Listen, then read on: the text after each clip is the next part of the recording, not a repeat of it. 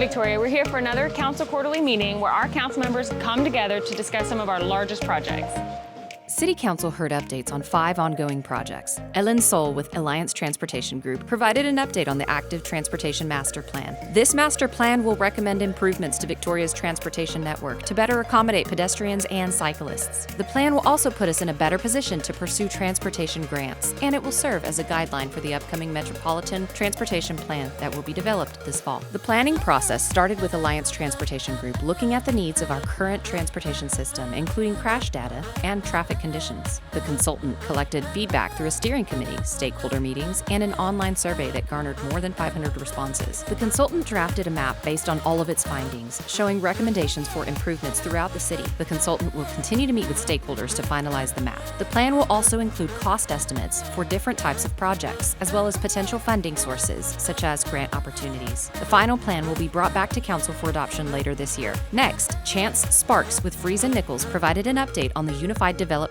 Ordinance. This ordinance will update the City of Victoria's development regulations, making them easier for developers to understand and helping to ensure that future development is in line with our community's needs. Council discussed the possibility of including a parkland dedication requirement. This would require residential developers creating new multi-unit developments or subdivisions to set aside a certain amount of land for the creation of a park, or pay a fee to the city that can be used to purchase new parkland or improve an existing park near where the development will be located. This would create a new funding source that would help the city pursue the goals outlined in the Parks and Recreation Master Plan. The consultant will produce a public draft of the plan later this month and will host an open house in the fall. Council is expected to take a final vote on the plan around the end of the year. Next, Public Works Director Ken Gill provided an update on the Capital Improvement Plan. Phase 3 of Crestwood Drive is well underway. While crews wait for gas lines to be moved on the west side of the road, they're continuing to work on other aspects of the project, such as drainage. The city is getting ready for another year of street projects covering 20 miles of roadway in Victoria. Council heard about one of these projects, the reconstruction of Vine Street, which will span the uneven asphalt section between Mockingbird and Red River. And we're continuing to work with Brandon Paving Company to address damage in Castle Hills West caused by the historic heat wave. We will continue treating the streets with lime water as needed until temperatures get low enough for the roads to finish curing. Next, Convention and Visitors Bureau Director Joel Novosad provided an update on the Bicentennial celebration. Victoria turns 200 next year, and we've been working behind the scenes with our partners to plan a celebration that will highlight our rich history, increase tourism and economic activity, and promote Victoria as a destination city. On our bicentennial date, which is April 13th, we will unveil the new statue of founders Martín de León and Patricia de la Garza at De León Plaza. The statue will be ready for pouring in December and will be completed in February. Other plans for the bicentennial include public art projects, signage showing the historical names of streets in Old Victoria, guided tours, artifact and memorabilia displays, merchandise, and a time capsule.